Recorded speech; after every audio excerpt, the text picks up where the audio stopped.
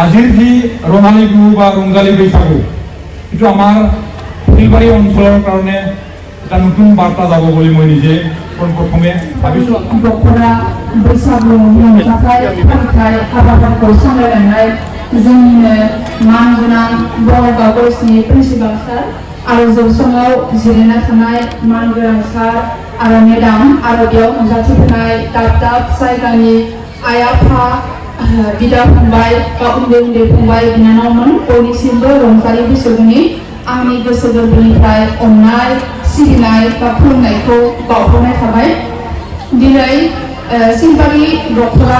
बैसागु फालिथाइ हाबाफारिया मैयानिफ्राय लानानै दिनै साननैनि हाबाफारि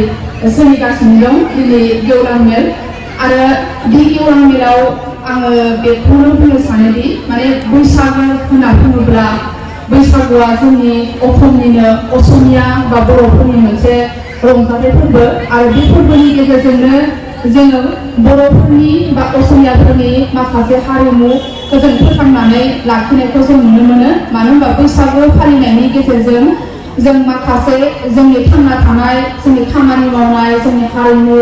जोंनि कालचार बेफोरखौ जों बेरखांनायखौ जों नुनो मोनो। मानो होनबाथाय बैसागुखौ जोङो 7 सान जों फालिनाय जायो। सेथि सानखौ जोङो मोसौनि बैसागु हिसाबै फालियो आरो नैथि सानखौ जोङो मानसिनि बैसागु हिसाबै जोङो फालिनाय जायो। बे मोसौनि बैसागु फालिनायावनो जों माखासे आसार खान्थिफोरखौ फालिनाय जायो। मानो होनबा जोंनि बर' हारि बा असमिया हारिया जोङो आबाद मावनानै जों थांनानै थायो। बेखायनो जोङो बे बैसागु खालि जोङो मोसौखौ माइनाव होनानै सिबिनानै जोङो लाव फान्थाव जोङो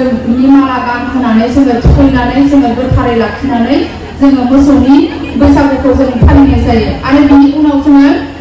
नैथि दिना जोङो जोंनि हारिमु जि कालचार जोङो उन्दैया गेदेरखौ मान होनाय आरो थैनानै थांनाय गासैबो आबै आबौ आइ आफामोनखौ जोङो मावनाय जोङो मान बावनाय आसार खान्थिखौबो जों नुनो मोनो। अब्ला बिनि गेजेरजों बैसागु फालिनायनि गेजेरजों जोङो मा मोनो जोंनि हारिनि हारिमु जोंनि कालचार गासैखौबो जोङो बेरखांनायखौ जों नुनो मोनो। अब्ला जोंनि गेजेराव बैसागुखौ फोथांनानै लाखिनो गोनांब्लाथाय जोङो मा खालामनांगोन बेखौ जोङो फालिनो नांगोन आरो बेखायनो बेजों लोगोसे आरो बैसागु फालिनायाव जोङो बयबो जमा जमा न'खर न'खर ज' थांलायनानै रायजो राजा बिदा फंबाय अनलायनानै जोङो मोसालायनानै जोङो रंजालायनानै जोङो खाना जालायनायखौबो जोङो नुनो मोनो आरो बेनि गेजेरजों जोङो मा खालामो खौसेथि जोंनि जि रंजानाय बेखौ जोङो मा सुबुंनि गेजेराव जोङो दिन्थिनानै जों होयो आरो बेनि अनगायैबो बैसागुखौ जों दा गोदोयै जोङो न'खर न'खर थांनानै जों फालिनायखौ जों नुनो मोनोमोन। नाथाय जोङो दानि आथिखाल जि गोदान टेक्न'लजिनि मुगायाव जोङो जौस्रां फाथिनानै जोङो बैसागुखौ जोङो फालिनायखौ जोङो नुनो मोनो। जेरैबायदि जौस्रां फाथिनानै जोङो बैसागुखौ जोङो फालियोबाथाय जों मा खालामनो हायो जेरै बेजोंनो लोगोसे जोंनि हारिमु दिन्थिनायजों लोगोसे जेरै जोंनि थुनलाइयारि बादायलायनाय जोंनि खेला गेलेनाय गासैबो बिथिंखौ जोङो बाहागो लाफानानै जोङो गथ'फोरखौ जोङो मा खालामनो हायो जौगाहोनो हायो। मानो होनबा सासे गथ'खौ जुदि मोजां मानसि खालामनो गोनांबाथाय बेनो मोनसे प्लेटफर्म बा जायगा नांगौ आरो बे जायगाखौ जोङो बबेयाव मोनो बेफोरबायदि बैसागु फांसन फालिनाय बा गामिफ्राव माबा मोनसे हाबाफारि लानायावसो जों मा खालामनो हायो बिनि रोंगौथिफोरखौ जोङो दिन्थिनो हायो। जेरै मैयानिफ्रायनो बादायलायनायाव आं बे बैसागु मोसानाय बादायलायनाय बा खन्थाइ लिरनाय बादायलायनाय बेफोर बादायलायनायनि गेजेरजों जोङो जोंनि रोंगौथि जोंनि जि खामानि मावनाय बेखौ जोङो मा दिन्थिनो हायो आरो सासे गथ'आ मा खालामनो हायो गावनि टेलेन्टखौ देखायनो हायो आरो बेफोरबायदि जौस्राङाव फैनानै बेफोरबायदि मोसानाय दिन्थिनाय आरो बे खन्थाइ लिरनायनि गेजेरजों जोंनि रोंगौथि जोंनि बे साहसआ बारायो आरो बेखायनो बैसागुखौ न'खर न'खर फालिनायजों लोगोसे बेफोरबायदि जौस्राङाव फालिनायनि गेजेरजों जोङो जोंनि उन्दै उन्दै गथ'फोरनि जि रोंगौथि बे रोंगौथिफोरखौ जोङो सिगाङाव बा प्रकाश खालामनो जोङो खाबुखौ जोङो मोननो हायो आरो बेजोंनो लोगोसे आं लोब्बा लाखिनानै बेखौनो फोरमायनो सानदोंदि बेयाव नुजाथिफैनाय रायजो राजा आइ आफामोना जाहाथे गावबा गावनि गथ'फोरखौ सोलोंथाइ होनायाव मोजाङै गोसो होयो आरो मानो होनबा दिनैनि आथिखालनि मुगायाव जोङो थांना थानोब्ला सोलोंथाइया जोबोद गोनांथार। सोलोंथाइ नङाब्ला जोङो मोनबो खामानियावनो जोङो दावगानो हाया। मानो होनबा दिनै टेक्न'लजि मुगायाव अकल साख्रि मावनो थाखायल' जोङो सोलोंथाइखौ नाङा मानो होनबा थांना थानो थाखायबो जोङो सोलोंथाइखौ नांगौ। मानो होनबा दिनै जोङो टेक्न'लजिनि मुगायाव गोबां रोखोमनि बायदिसिना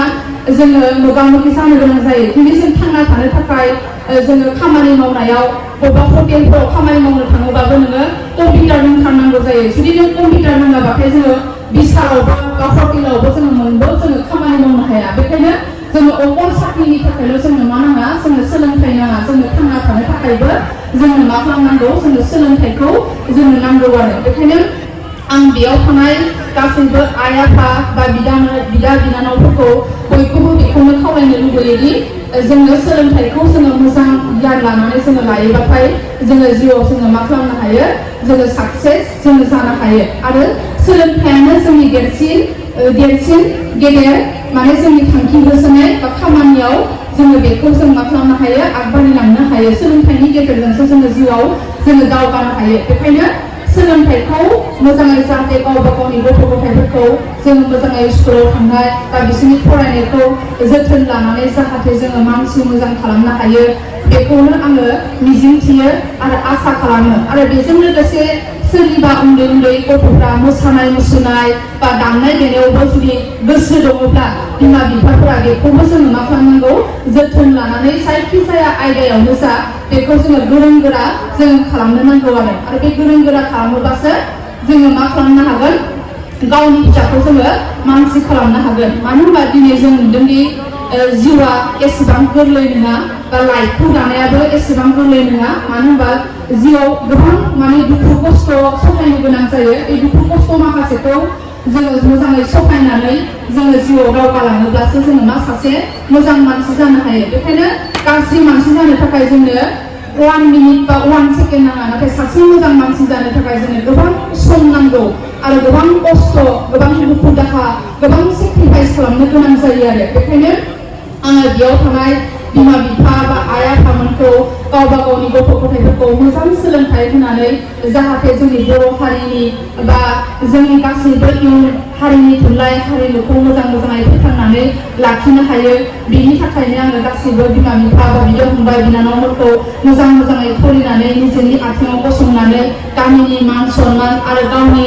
जि थांनानै थानायनि लामा बेखौ लानो थाखाय आङो खावलायबाय आरो बेखिनिखौनो बुंनानै आंनि बिबुंथिखौ फोजोबबाय गोजोन्थों।